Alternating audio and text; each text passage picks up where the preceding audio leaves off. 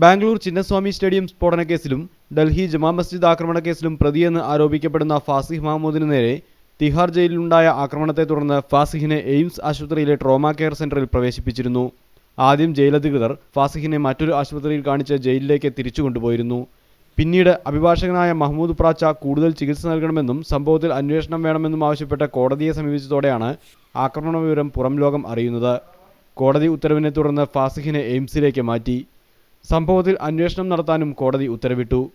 രണ്ട് കേസുകളിലും ഫാസിഹ് മഹമ്മൂദിന് പങ്കുണ്ടെന്ന് ബാംഗ്ലൂർ പോലീസിന്റെയും ഡൽഹി പോലീസിന്റെയും കുറ്റപത്രങ്ങളിൽ പരാമർശിച്ചതിനെ തുടർന്നാണ് ജയിലിൽ പാർപ്പിച്ചിരിക്കുന്നത്.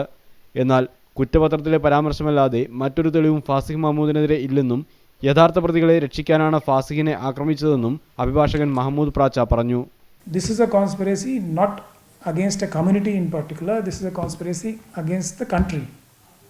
And in the process, various vested interests are joining hands. Some vested interests have interest in the fact that Muslim community is shown in a bad light. So these people who have various common interests, they have joined hands and they are harming our country, the constitution of the country and the people of the country. German bakery case സംബന്ധിച്ച തന്റെ interview പ്രസിദ്ധീകരിക്കുന്നത് തടഞ്ഞ മുംബൈ പോലീസും സമാനമായ കാര്യം തന്നെയാണ് ചെയ്യുന്നതെന്നും ഇന്ത്യക്കെതിരെ ഗൂഢാലോചന നടത്തുന്ന ശക്തികളാണ് ഇതിനെല്ലാം പിറകിലെന്നും മഹ്മൂദ് പ്രാച്ച ആരോപിച്ചു. T K Harish, media 1, Delhi.